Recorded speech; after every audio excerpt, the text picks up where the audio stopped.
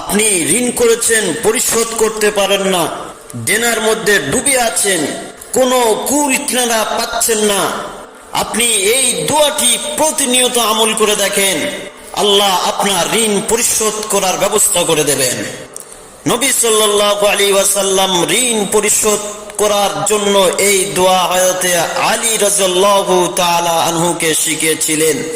দোয়াটি হলো, আল্লাহুম্মা কফিনি বিহালালিকা আন হারামিক ওয়া আগনিনি বিফাদলিকা আম্মান সিওয়াক।